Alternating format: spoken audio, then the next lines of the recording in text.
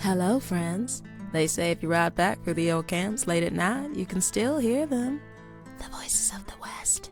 Tonight, one of those voices rides with us, Jim Santangeli, the man who brought to life Simon Pearson, a Navy sailor turned camp cook, a man worn down by the world but still shows up every morning to keep the stew hot and the gang alive.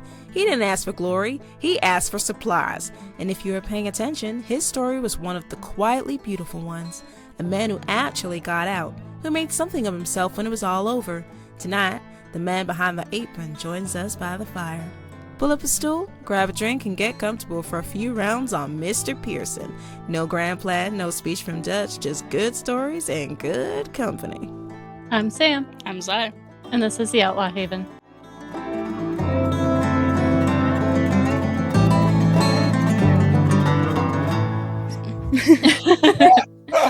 That was great. Wow, well written.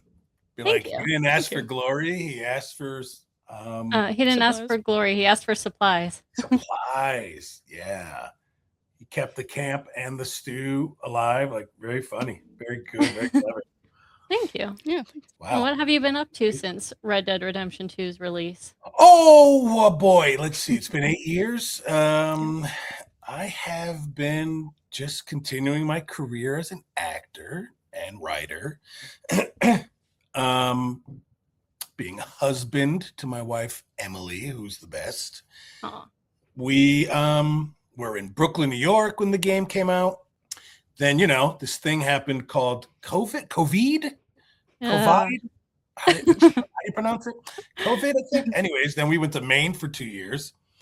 And then now I'm back in Connecticut. Well, I don't want to start on the theories yet. Right. That's our second thing on here, but I want to save that for a little bit later. Definitely. We have some fan theories on Mr. Pearson, and we're going to go down a rabbit hole with it.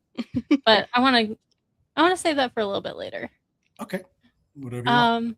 Where my wife and I were born and raised. So just sort of living that life, kind of, you know how it is. I don't know. Is anybody else an actor here? I wanted to be, and then COVID happened, and Sure. Yeah. Right. So you're kind of just always hustling, You're always hustling. You're always looking for the next rabbit for the stew pot. So that it Good stays analogy. full. Yeah. And you can keep eating, if you will. Yeah. Well, you just did a TikTok live. So for those who are listening and don't know, which I would be shocked if there's anyone who's here that has not seen you on TikTok, you have been very busy with TikTok live and a playthrough of Red Dead Redemption 2 yourself. That's right. Yeah. I wasn't, when the game came out, they gave us all, a copy of the game, but I never played video games really. Like, I played Tecmo Bowl on Nintendo when I was a kid. I played GoldenEye, the James Bond video game, on Nintendo 64 when I was in college. And I probably played some John Madden football and stuff like that. So I was never really into video games. So when I got the game, I immediately gave it to my buddy. And he was like, this is beautiful. This is a great game. I was happy people were loving it, but it just never seemed like something that I was ever going to play. But then the passion, the power of Red Dead never went away. It just kept getting bigger and bigger. I would watch people play the game on TikTok, and I'd be like, wow, they're still playing this game. And there's people who are still like doing fan art and doing cosplay and all this amazing stuff based on a video game that came out 8 years ago.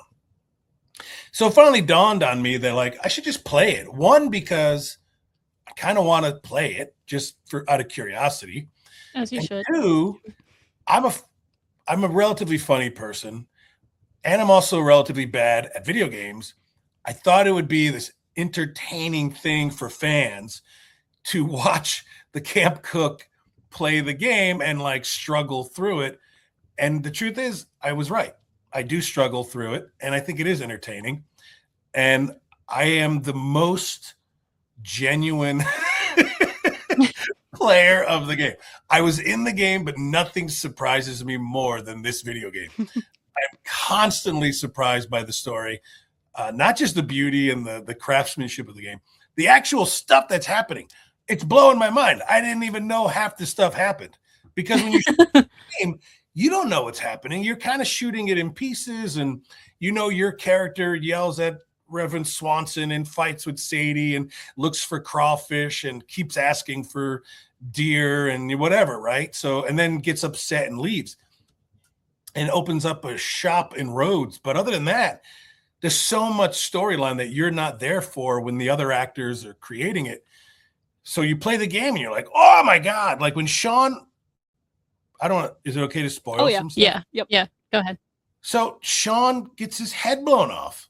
I didn't know that happened. I didn't know that happened at all. I didn't know that happened when it happened. I didn't know he died in the game. I know Mick. Mick's a great guy. I assumed he was in the game for the longest time. He gets killed in chapter 3. Yep. Our first one.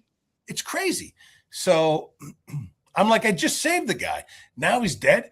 I lost my mind. It was so incredible. So I don't even know what you asked, other than why that game. Right. So yeah, I'm playing the game. I'm playing the game live on TikTok. I might expand to other platforms, but right now TikTok is manageable. I'm doing it. It's fun.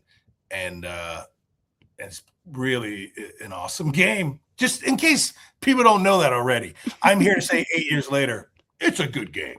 Well, hopefully if they're listening to this podcast, they should hopefully already know that. But that's the if thing. not, I'm just preaching to the choir, If there's someone here who hasn't listened to or who hasn't played the game but is listening to the podcast, go play it. Yes. Yeah. If you trust my review, then go play it and you won't be disappointed. It's pretty wild. Yeah, go play it or watch the cutscenes. Have you guys played it all the way through a few times or once or? Oh yeah. I've done a lot. I just got second platinum. Yeah, same. Both. What does second platinum mean? That means I've gotten all the trophies, all the achievements. Oh wow. I did it on PlayStation and Xbox, so I've gotten like 100% all the trophies twice. I'm almost 5,400 hours in. 5,400 hours. Does it record how many hours you play? On whatever console you're playing. Yeah. Xbox I can go check that. Maybe I think I'm 30% of the way done. 30. But I don't know. I'd love to see how many hours I've put into it. I don't think it's been that much, but yeah, if you're just like on like the home screen of Xbox or PlayStation, and there should be like a little thing that tells you how many hours you've gotten in it. Cool. Are you playing on Xbox or PlayStation? I'm playing on a PC. Oh, okay. I'm using Xbox controller. Then on Steam, it should just be, or Rockstar Launcher, either or. It should be right under, before you go to start playing, it should just tell you the hours. Oh, cool. I almost don't want to know. I almost don't want to know how many hours I played the game. I mean, I did 20 playthroughs in just the first year. What's funny is people play the game so much and they still go like, I never saw that Pearson scene where you catch crawfish, and you go like, yeah, it's one mission with Pearson, and it's not. It's only in chapter 4. Yeah, I don't know when to find it either. There's a lot of times where we're recording this and she says something and I'm like, I didn't know that. Right? Yeah, it still surprises me. Yeah, it's crazy. How similar? Okay, these are. Sorry, going back for a minute. Going back to the TikTok Live thing. These are some of the questions from your TikTok Live that you just finished doing. Oh, funny. Okay. I was trying to like write them down, so I didn't get who asked them, but I was trying to like write them down really quickly because the chat was just flying by. Flies right now. So first question is, how similar to Pearson are you in real life? That's a good question. I don't know if we're that similar, other than I do look like him because they based it on me, I'm guessing. They like scanned my body, and clearly when they showed me the rendering, I was like, oh my God, that's me, except bald with blue eyes, or green eyes with long hair, and maybe a bit of a more thick nose. Anyways, physically we're similar. We do both love to cook. We're naturally like feeders. We're naturally nonviolent. Pearson, I said this in the live, like Pearson is this guy who's clearly surrounded himself by like violent things. First the military, then this group of outlaws. But he himself is not a violent guy. So that's similar to me. I'm not a violent person. But he's a bit of a curmudgeon. Like he feels a little bit like a loner. But you know what? There's that scene with the cornered tiger where he's finally asked to sort of join the cool guys, right? They're all like, come into this tent and tell us what you know. Mike is like, tell him what you know. And Pearson gets to have this moment with the gang. And he's really overselling it, right? He just is really overcompensating. And he's like, you know how I am, huh? And it's like, no one's buying it. No one has any, his whatever he's selling. So that sort of neediness by Pearson feels sweet to me. And it feels like somebody who wants to be social and be surrounded by like friends and loved ones.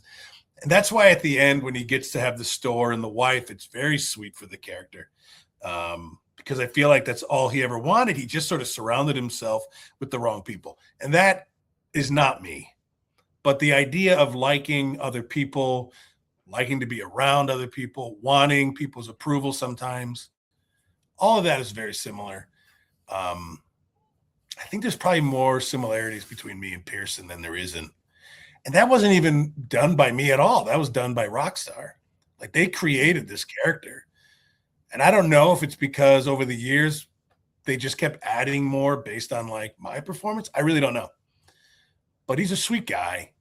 And I have learned to like him more playing the game. Like I finished filming the game and I just thought, I'm a character that I've seen in video games where you have this guy who's like, we need you to go do this. We need you to go do that. And I'm just the guy who tells you to eat food. And that's true. In some respects, that is true.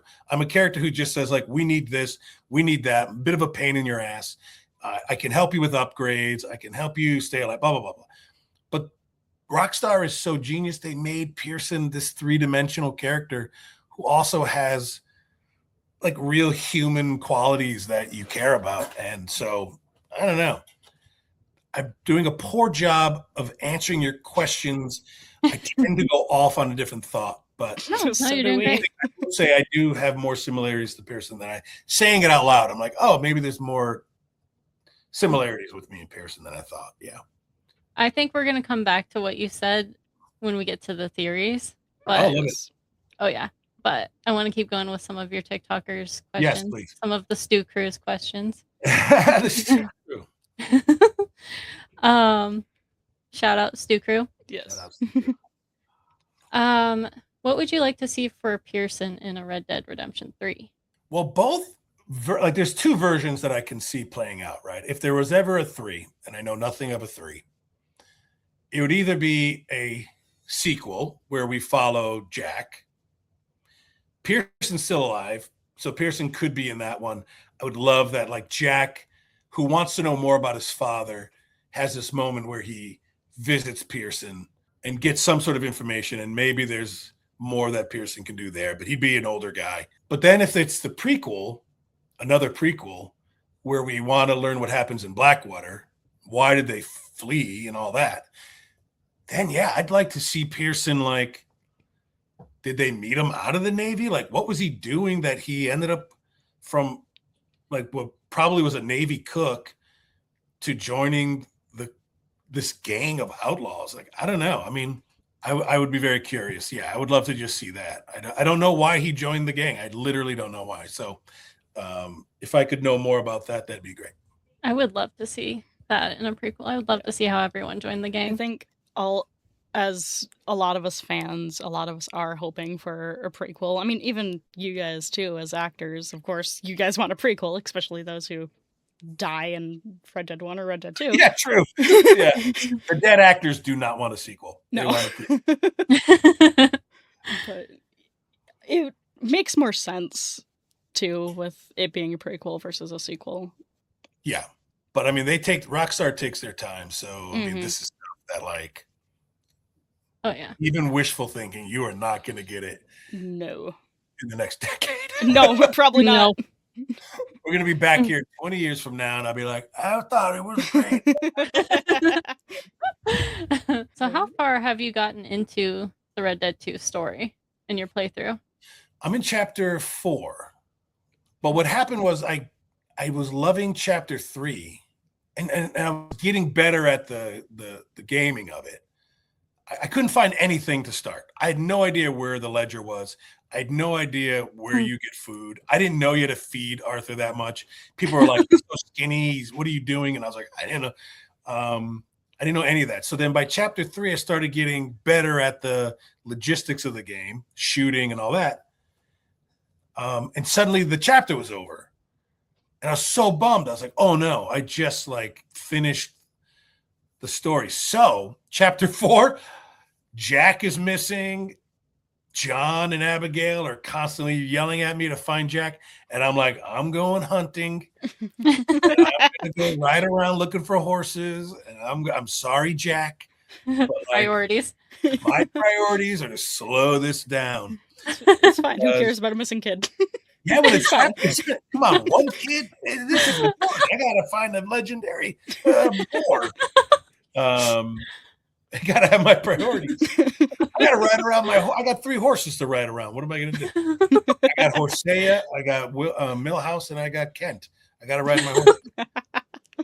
But I love finding the horses. So I'm in chapter 4, but I'm so afraid to just burn through this game because it's so good. As somebody who beat it like opening weekend, if I could. Yeah.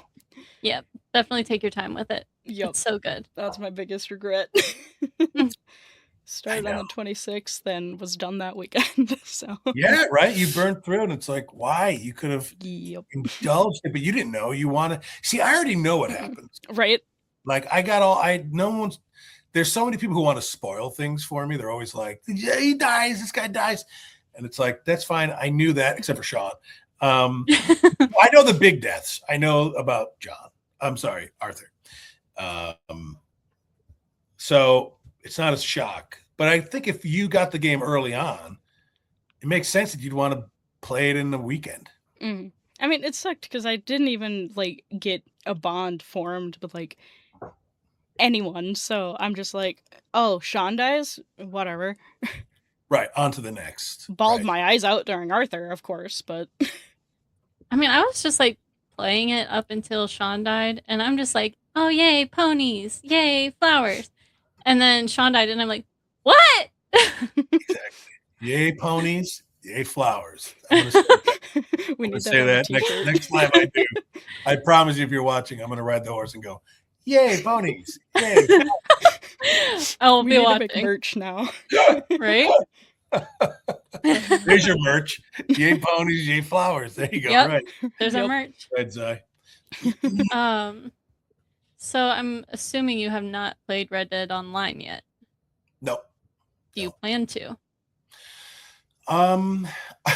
Early on, I almost played accidentally because I clicked online instead of story, and suddenly everybody's like, "You're playing online." I was like, "Oh, how do I get out?" Because I'm a fan. I'm a fan of this guy named Thomas, who plays Red Dead Online, and he'll post things once in a while, and it seems very like he incorporates his improv comedy skills into it. Ooh. Because he gets to sort of invest in the character he's playing and interact with people and go through like the world. And I thought that I could do that. I enjoy coming from that same background, playing the game with people and like being more in indulging the performance of it would be fun. But yeah, I would play because then I think it'd be fun to interact with fans in a way that's different than how I'm doing it now. But I don't know. I don't know how it is. I've never done it live. I don't know what it's like. It's different from story. It takes a little bit of an adjustment period, I think. So there's no story in the online. There is story. There's a story. Yeah, there's. But it's not missions. about the gang. It's about different people. And you could pick your character. Yep, completely create it. Yeah, you can. Can totally... you make a Pearson character? You could. You could. I mean, you could. It's kind of complicated how you can like customize your character because you have to choose like their heritage and their age, and then like you can shape their face and change their hair and everything. It's very in depth. It is very in depth, but there are some people that really nail their characters like to make them look like them. Like our friend Shaniqua, her character looks just like her. It's really uncanny. Oh wow, that's cool. Yeah, maybe I will. I also want to play Red Dead 1. That might be complicated and weird to play a game that like is after this story, but technologically before. It might be wonky. I don't know. That's the way I did it. I played Red Dead 1 first, and then Red Dead 2. I played Red Dead 2, and then Red Dead 1. Okay, yeah, that makes sense. Yeah.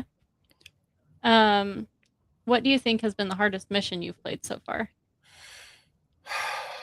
It's complicated because I'm sure there was harder missions than this particular mission, but I just could not get the knack. Burning the tobacco fields for some reason with Sean, I made a mess of it, and it took me ever. I kept getting caught. I could not seem to figure out the timing of the like guards. Then you had to unhitch these 2 horses. I got shot, did it again, unhitched them. I set my horse on fire. I've done that did it so many again, and times. like, oh my God, I just was like, this was impossible. That's the one that stands out. I think there were, again, I'm not done with the game. I'm sure there were more. I also had a hard time with this weird battle with Javier. It's me and Javier in a barn, or like near a barn. And he's like, go hide by the rock. That took me forever. I could not figure out how to hide near a rock. So that took forever. I just kept getting killed. I just don't know why those were hard. Like, what do you guys think? Like, go before chapter 4. Nothing after chapter 4. Like, what's a hard mission early on? I think the hardest one for me, at least because I just finished the Gold Rush achievement. Gold Rush, you have to get 70 gold medals on like on the missions. And one of the ones that I struggled with and never got gold on was the one where you break Micah out of Strawberry's jail. Oh yeah.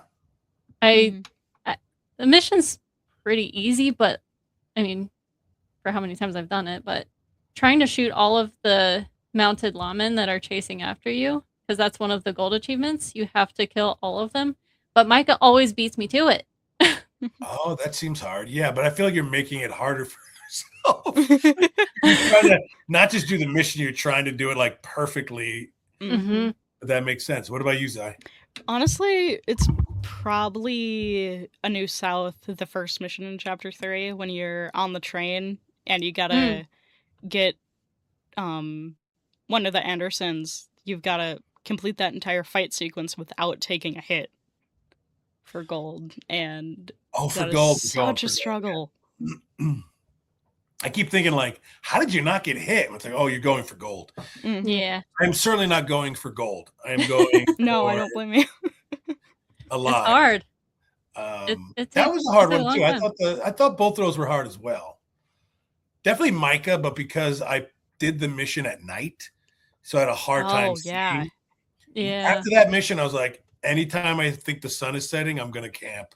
Yep. Because I do not like playing the game at night. It's just the night is horrible. Okay, I'll say one other mission, and it's a mission that's not a necessary mission, which is one of the Stew crew members said you can get a Mustang horse if you kill bounty hunters. They are often riding Mustangs, but first you have to kill them and then chase down their horse. I have yet to accomplish it. I once spent the entire 2.5 hours of my life doing that and just dying over and over and over and over and never did it. I had to go like, sorry guys, that's the end of the live. I did not accomplish what I expected to accomplish. You can find the Mustangs out in the wild too and tame the wild horses. I want you to join the live and tell me where to do that, because I will do that. Okay. I like taming the horses. Yeah, I think there's something now about completing this task that I'm really desperate to do. Right. There's a spot near it's in the Heartlands. There's a spot in the Oh, Heartlands that I find the something. Mustangs, kind of near Emerald Ranch, kind of like between. It's like around Dewberry Creek and Emerald Ranch, somewhere in that area. Okay. Or I find them over by Owangila, like up on that hill on the top side of Owangila, the like northwest side of Owangila. That's another thing that's impressive. You guys know the map. I know the map for the game better than I know my own city that I live in. Yeah, people just go like, Mhm. Jim, if you want to find that moose, just go to Piccadilly Rock. Like as well. I'm like, where the hell? What are you talking about? I'm like, you have to go. People will go like, it's where that above the A on the, strawberry Yeah. above the R, and you're like, thank you. I mean, you were almost nailing where Owangila is. Yeah. It's just like northwest of Strawberry. Mhm. Oh, oh, that's funny. Yeah. I mean, I've also got the map like right in front of me, so that helps too. Yeah, I see you got is that the blanket? Yeah, I got the blanket. Did you get that box of stuff or just the blanket? Yeah, I've got like everything. Yeah. So happy for you. I've got the box, I've got the book, So jealous. That's I've got so the cool. posters. Because I when the hand game wrote the came out, they script. sent me this big box of merch with the video game in it, and I never touched it. I just like took the game and gave it to my friend. The box is still in storage, and I'm like, awesome. somebody, I could give this It's to somebody. really Like, You that could would be- sell it for so much money. Oh my god, it's crazy how expensive those are. Even the guidebook. The guidebook was $200 for me, and Yeah. I bought it used. Like Can I see the this, guy? Oh I yeah, got it that for, my like, nephew, yeah. $35, but That's now nice. it's And going it's for all like like the hundreds. perfect rendering of Pearson. That's the first time I saw it. You signed mine in Deadwood. You were in Deadwood? Yeah, we both. I were. was the Madame Nazar, the like fortune teller gypsy lady. Oh yeah, Deadwood was And- so fun. I was the Yeah. one that was like, "Will you I had sign the it, you guitar. crazy goddamn fishwife?" Oh, I love that. Can I see it? Yeah. Where is it? That whole line is crazy. Goddamn. It's such a good mission too. Oh my god. Oh, and I gave you a little Pearson doodle. Yeah. I love it. I love it. Have you been to any conventions? Yeah, we were. Well, that's where we met. Was in Deadwood. Oh, you were at Deadwood too? Yeah, you signed my guitar. Oh my god. That's incredible. I love that we're meeting each other again. Right. And I'm like, we were actually in each other's presence. That's wild. It was funny. That's how her and I met.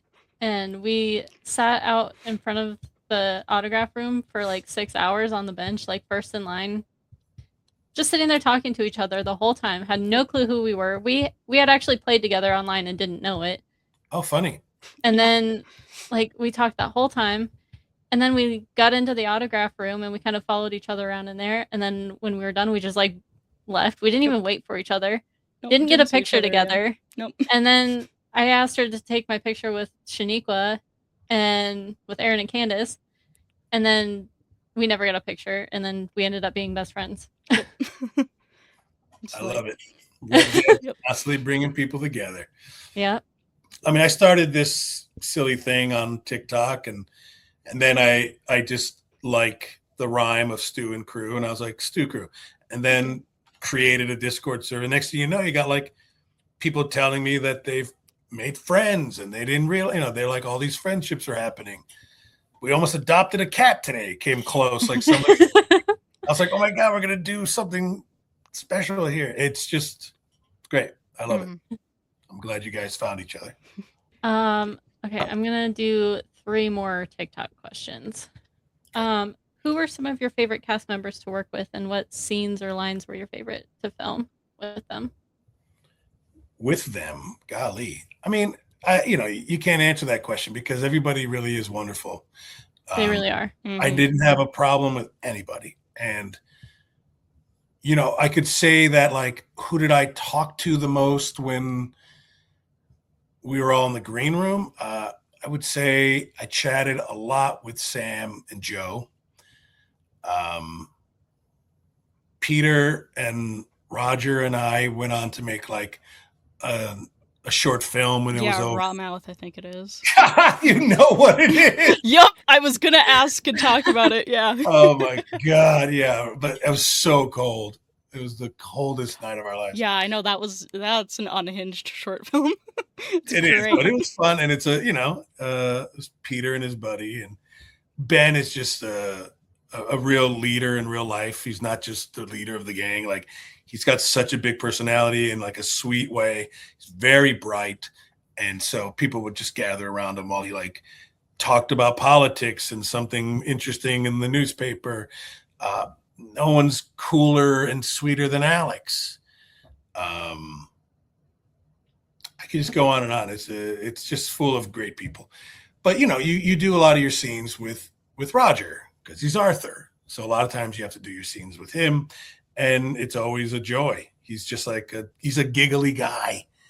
And Rob is the sweetest guy in the world. Like, I saw video of the character John Marston before I met Rob.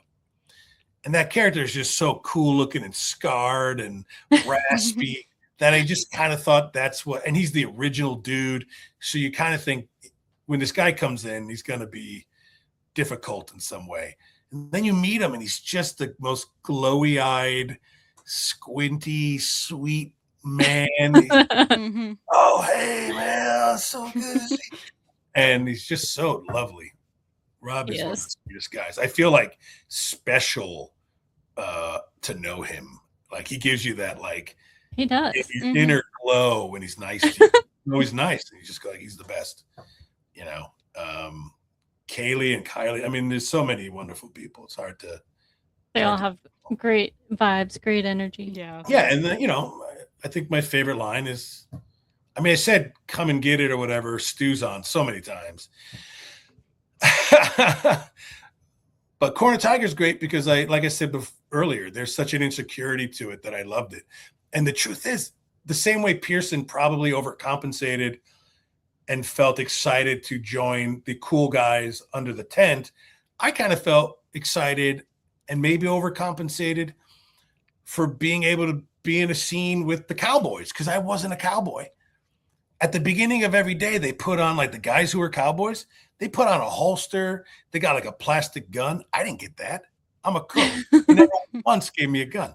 So to actually be a part of like something cool in a cowboy outlaw way was exciting for me, just like it probably was for Pearson. So it really mirrored each other. But I love that Corner Tiger line, not because it's popular, but because there's like a giggle afterwards that is so uncomfortable. Because he's like, huh? And no one is biting. I just think it's so right. It's one, and I like it. I just like it a lot. You didn't even get a courtesy laugh. Yeah, nobody was like, yeah, we get it. You're cool. You're tough. They're just kind of like, keep going. Just keep talking. Considering where the mission goes. Yeah, right. It doesn't go well, right? It doesn't go well. No. Arthur. Yeah, that's right. Okay. That's what leads to him being like hung upside down. Hung upside down, yep. That's right. That's right. What is your favorite role you've done besides Mr. Pearson? My favorite role, lots of roles. I've been in some cool, fun stuff. But I would say the one I had the most fun with was I played a lawyer in a very funny comedy called Search Party.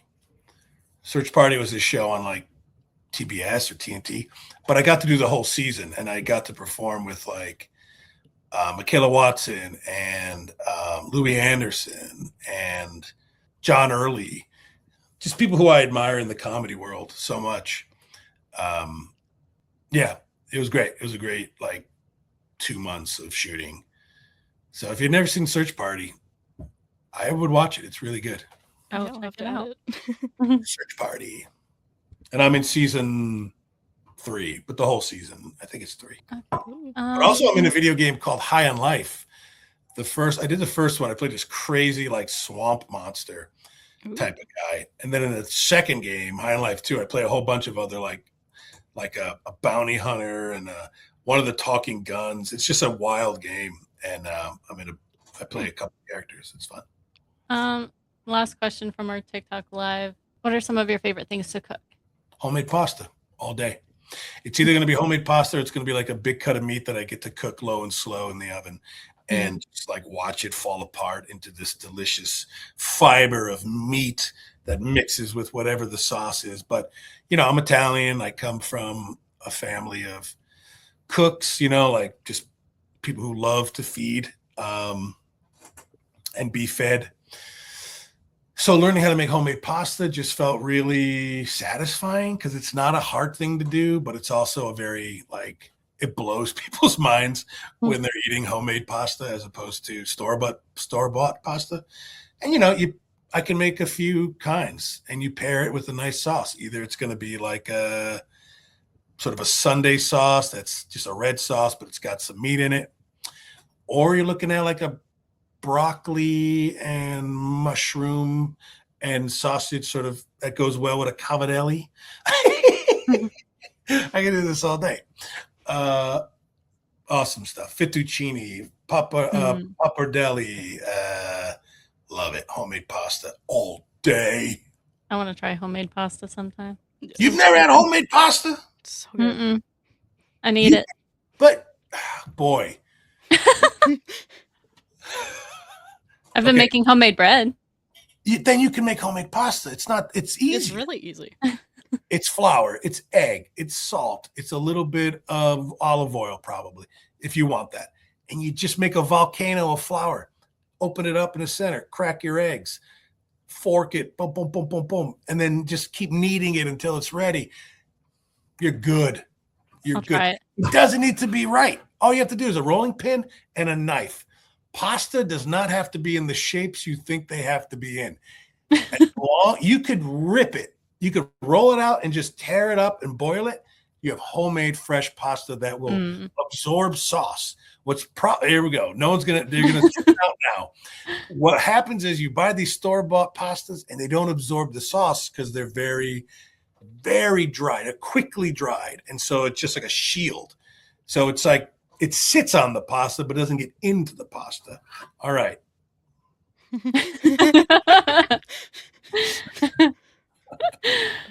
Now I'm hungry. I know. Of course I didn't eat. I'm so hungry now. You got so mad. You're so angry about pasta. She's hangry. Angry. Okay, so before we get into the fan theory, there's two things that I want to talk about. One is you played the O'Driscoll that Sadie kills at Hanging Dog Ranch. That's right. I never knew that until she said that, while we were getting ready for this. Yep. Yeah, there's no reason to know that. But go ahead. What were you going to say, Zai? Yeah, I seen it on your TikTok and I was like, wait, what? Yeah. I didn't know anything about it. I just knew that Sadie had gone through something. And the director came up to me that day and was like, we just need you to play. Because sometimes people would play other characters if it was like a silent part. Yeah, I know. If they weren't there that day, somebody would be like, can you come and play Hosea? And you're just doing the movements. Mm-hmm. So for somebody to say you got to sit in and take, have Alex murder you, it's not like this unusual thing. I played like a prison guard once. Some other characters that you just sort of sit in and do. But yeah, I thought it was interesting just because when it was very physical, she she knocks you to the ground, she jumps on you, she stabs you. So it stood out in my mind because I thought, wow, feels like an important part for this character because she's getting some sort of revenge.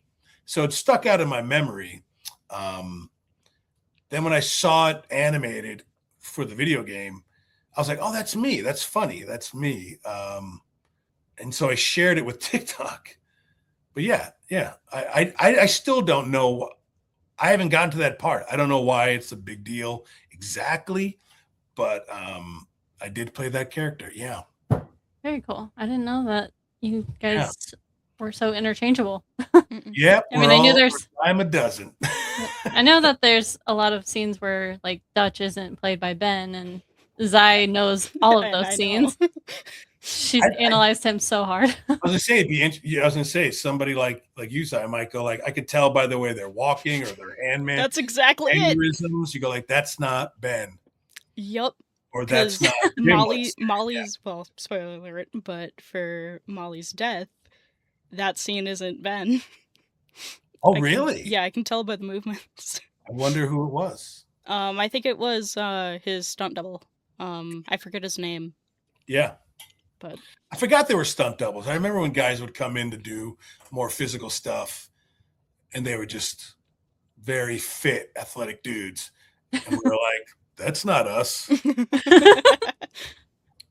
And then before I get to the theory, you are also a very talented artist. Oh, that's very nice of you. yes, art is. That's it? No, I want to talk about the tarot cards. The tarot cards. Okay, hold on. I'll get them. Oh, Yes, gosh. the You witch don't have talked to about beg. it. We love the tarot cards. I love them too. I mean, it's something I did. It took me a while to do, and I made a big old poster.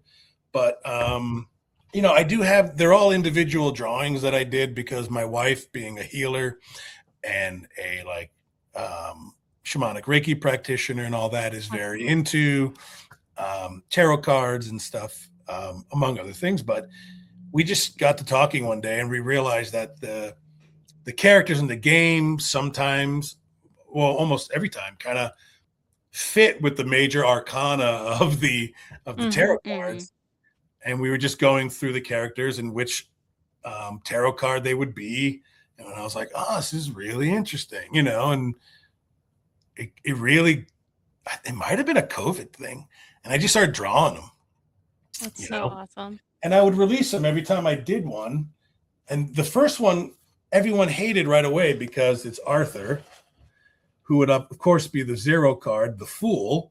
But they were like, he's no fool. He's not, I was like, oh, you don't understand what that means. I know. I'm like, I'm not saying he's a fool. I'm saying it doesn't mean he's a fool. It means he's starting a new journey. Yeah, exactly. He's exactly the first card. He's exactly the character that we're like going into the unknown with. And exactly. High Priestess. I love the High Priestess because she looks so badass. Mm-hmm. Yes. So perfect.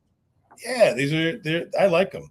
What's funny is I did Sean. I was talking to Mick. I was like, I drew Sean relaxing upside down. Then I play the game and I'm like, the first time you meet him, he's hanging upside down.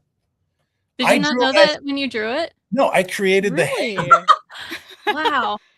Right? I made Sean the hangman before I knew we find him hanging upside down. Oh, wow. I totally thought you knew that when you... No, I had no idea. Otherwise, I would have put him on a rope. Instead, I just had him like upside down, laying on a log, like kicking back. It's so funny. Like it all worked out in this weird way. Pearson is the chariot because he's got his chuck wagon and whatever. It's just, I appreciate you bringing it up. I like the drawings. And I do these things called personal drawings where I just I'll make somebody look like an outlaw on a wanted poster. And they're personal drawings, but of course I call them personal drawings because it's all about branding, guys. Exactly. We were going to ask you, because we do, for every guest that we have on, we do a special edition t-shirt and merch for them. Oh, funny. We were wondering if you'd want to do the artwork for the back of the Pearson shirt. If you'd have any interest. More interest than I love drawing. Any opportunity to draw, I'm going to draw. Yeah. We would love that. And you would have total creative freedom. Oh, 1,000%. Well, what are you thinking? Like, what do you sometimes have? So we have done Rob and Mix episodes. We have our logo on it has these skulls with cowboy hats and bandanas. Sure. And we replaced the cowboy hats with John's hat and Sean's hat. So obviously we're going to do the same thing for the front of the shirt with Pearson. We're going to replace the hat with Pearson's hat. But then on the back, like we did for Mix, we put Sean's silhouette of him hanging upside down. And we did a silhouette of John. I think he was drawing his gun. Just have to draw. But we just did silhouettes because that was easy. Yeah. It's easier to do a silhouette, yeah. Yeah. But honestly, you can do whatever. I can do whatever. Like total creative freedom. You got it. Thank you. Could be I'm so excited to see it. Do you like it monochromatic, like one color, black and white kind of thing, or do you multi? Up to you. You can multicolor. I don't want you to print things that are too much color if you can't do it, I think it tends to be fine with multicolor. Yeah, the hats that we do on the skulls are multicolored. Yeah. You got it. It'll be of Pearson of some kind, or Pearson related at least. Pearson riding a horse surrounded by flowers, and it says, "Yay, ponies! Yay, flowers!" Oh my God, I'm writing that down in my piece. Yay, hold on. Yay. Yay, ponies. Yay, flowers. Love that. I appreciate the collaboration because that sounds like a good idea. You don't have to do that. If you think of something better, by all means. If I do, I will. If I don't, we got gold. All good. It's win-win, really. It's win-win.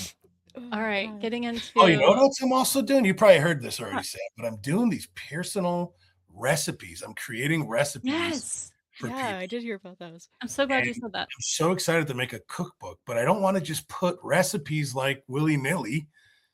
But if they're all like Stew Crew fans or whatever, if it's a collaboration between my knowledge of food and cooking and like who the fan is who ordered it, and so they get their own personalized recipe, but then it'll all be in a book, and I'm so into this idea. I love it. Do it. I can't It's wait such a cool idea. Yeah, it's very fun. So yeah, thank you for bringing up the drawing. I drew this. I drew that. Yeah, that's awesome.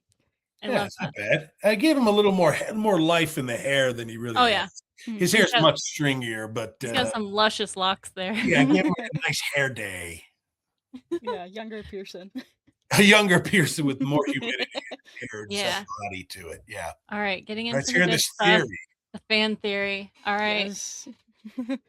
This one, we're going to go down a little rabbit hole. The theory is that Pearson is the rat. Sure. Because we get his letter that Sadie reads on the way to Rhodes. And the letter is addressed to Dear Aunt Kathy. Right. And the thought is Catherine Braithwaite. Mm-hmm. Okay. So our theory is that Aunt Kathy and Simon Pearson, at the very least, know each other. And our theory is that Pearson is Jack's father. And Pearson, wanting to have a family, probably had a thing for Abigail. I mean, let's be real. They all had her. And she's a pretty girl. And Pearson wants a family. He wants to fit in. He wants to be a part of something. Mm-hmm. Yeah. Plus, so that photo. I think. The photo. Yeah. The photo that Pearson keeps in his shop is of the gang just shortly after Jack was born, because Abigail's holding an infant.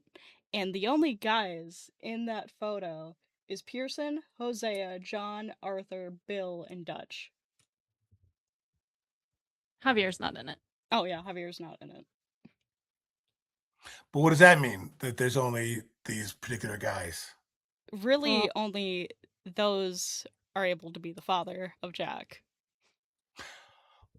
So, is it a thing that John isn't the father of Jack? It's a big thing. That's like the biggest fan theory there is. Yeah. Why? Because like at the end of Red Dead 1, doesn't he look so much like John? A lot of people say that he looks like Javier, mainly because of the mustache. Sure. I think he looks like Dutch. I think he looks like Dutch because of the nose. So he doesn't really look like Pearson. So I don't. But then again, there was no Pearson when they created that character. Right. Yeah, because going from the theory was always that it was Bill or Javier or Dutch, because obviously. Oh wait, that's a thing. But little Jack kind of looks like Pearson.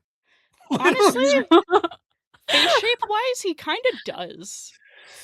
Funny. So what do you mean everybody was with Abigail? That's a thing where Abigail drank as a prostitute, but Uncle brought her into the gang as a prostitute. And Dutch says in Red Dead 1, we all had her, but you married her to John. Funny. Okay, I didn't know that. Yeah, and so we think that Pearson might have noticed how Abigail and John are fighting, and maybe he thinks that Jack could be his son and he wants better for him. and he's probably a little bitter that Abigail didn't choose Pearson. So we think that because Hosea says, like, how did they even get to him? How did they get to Jack? We think that Pearson was writing to Dear Aunt Kathy and using some little like code terms or something and arranged for the Braithwaites. Like they had like a little meetup. And so Jack went with Pearson because he trusted him.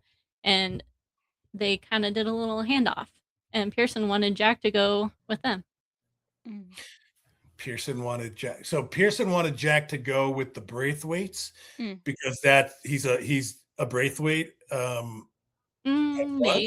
Maybe, or maybe he wanted something like Bronte to take Jack because Bronte's spoiling him with slippers and spaghetti, and sure. And Jack was living his best life with. And apparently, they're like, "Don't worry about getting him; he's having a good time." With spaghetti and stuff, and I'm like, "Oh, okay, exactly." I haven't gotten there yet. He's got 2 pairs of slippers. What more could he want? Oh, funny. The more cool stuff that could be related to Pearson always makes me happy because, yeah, I mean, there's so much that he doesn't get to do in the world of like outlaw isms. He doesn't get to be an outlaw that much. So if he's like secretly the father of Jack and finding way, I mean, but why is he the second rat?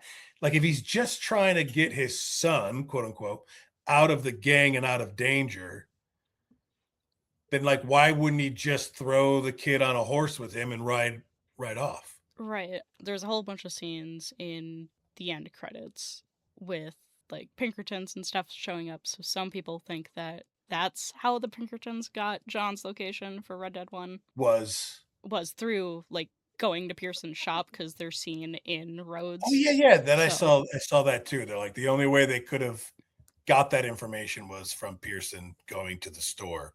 Mm-hmm.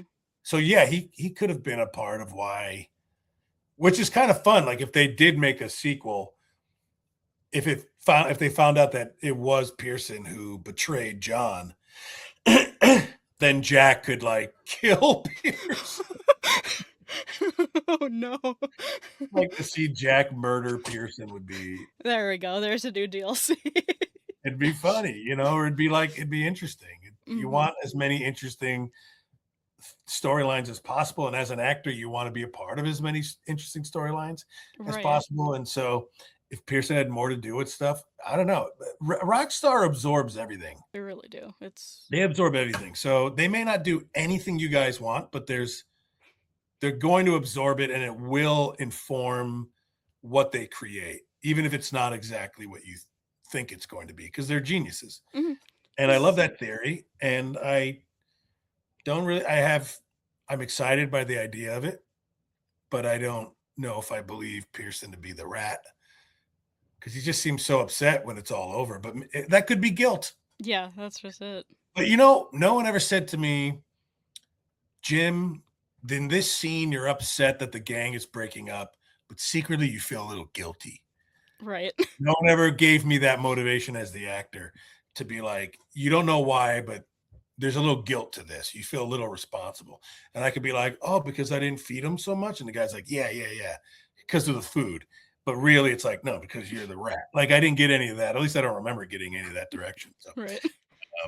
But I love the idea, and I love theories.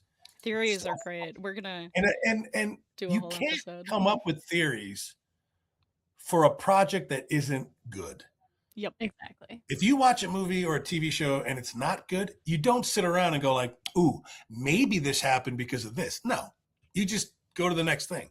But when something's good, it makes you talk about it, and it makes you obsessed about it. And I don't know if I've seen many things that have made fans so invested, a little obsessed, and create in their own world, like create other scenarios, possibilities, like Red Dead 2 and 1, apparently. So it's clearly a sign that it's a fantastic game. If we didn't know that already, Exactly. Yeah, we're going to be doing a whole episode on fan theories because Sam's coming up here for my birthday. So we finally get to see each other again. Oh, that's nice. So if you don't mind, what states are you guys in?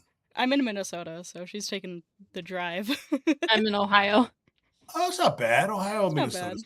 That's not bad. 15 It's like- hours. Yeah. I drove 15 from hours. Connecticut to South Dakota for that convention. Oh, you drove for that? Yeah. Really? Wow. Dang. Because we were like, we never saw the northwest, not that it's northwest, but the plains. We'd never been up to the Great Plains areas, and we wanted to see North Dakota. And my father-in-law's originally from Wyoming, so we saw like the Dakotas, Wyoming, Montana, and we got to see Minnesota. And beautiful, all beautiful. Awesome. Is that a possum? What was that? That's my dog. Hi, doggy. You're playing on my TV. I saw the tail and I was like, what the hell is that? Hi, buddy. I was like, she funny. pet possum. Sorry, I didn't mean to call your dog a possum. He's just curled up now on my bed. Oh man. Also, Zai, did you talk about the cut letter from Pearson in the epilogue? Oh, no, I did not. Let me pull that document up.